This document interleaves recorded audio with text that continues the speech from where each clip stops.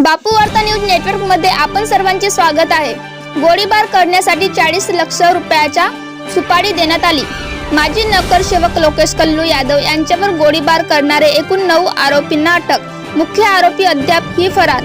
गोळीबारासाठी वापरणारी माऊजर जप्त, 3 नग जिवंत कडतूस ही जप्त, 2 मोटरसायकल ही जप्त करण्यात आली आहे। सर्व आरोपींना 22 जानेवारी पर्यंत पोलीस कोठडी गोंदिया शहर येथील झालेल्या गोळीबार प्रकरणात आणखी 5 आरोपी अटक करण्यात आली आहे।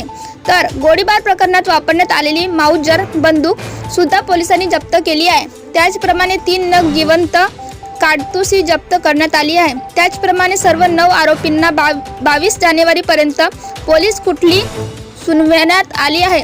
तर या प्रकरणातील मुख्य आरोपी व मास्टरमाइंड असलेला प्रशांत मेश्राम हा अद्यापही फरार असून पोलीस त्यांचा शोध घेत आहेत। तर या प्रकरणात आणखी आरोपी असण्याची शक्यता आहे।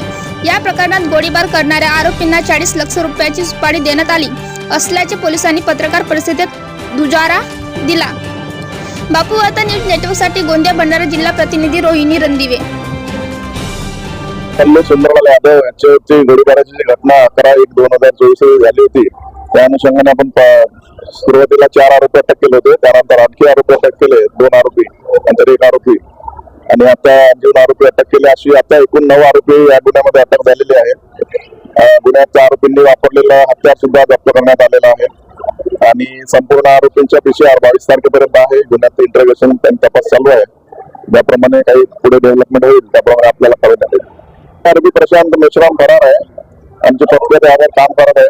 माऊजर मिळालेले आहे, 3 जिवंत राऊंड मिळालेले आहे, ते आपण जप्त केलेले आहे। संपूर्ण आरोपींची 22/1/2024 पर्यंत पोलीस कोठडी आहे आणि गुन्ह्याचा तपास माननीय पोलीस अधीक्षक निखिल कुंबळे साहेब आणि अपर पोलीस अधीक्षक नित्यानंद दास साहेब यांच्या मार्गदर्शनात पोलीस स्टेशन गोंदिया शहरची टीम सगळे करत आहे।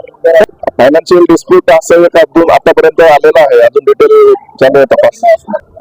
पैशाच्या व्यवहारावरून घटना झाल्याची प्राथमिक तपासात निष्पन्न झाले, अजून डिटेल तपास चालू आहे। मुख्य आरोपी जो प्रशांत मेश्राम जो फरार आहे त्याच्या विरुद्ध आहे गोंदिया शहराला गुन्हे दाखल आहेत, रामनगरला खंडणीचा आणि कटचा गुन्हा दाखल आहे, रायपूर जिल्ह्यामध्ये छत्तीसगडमध्ये गुन्हा दाखल आहे, त्याच्यावर 9 गुन्हे दाखल आहेत।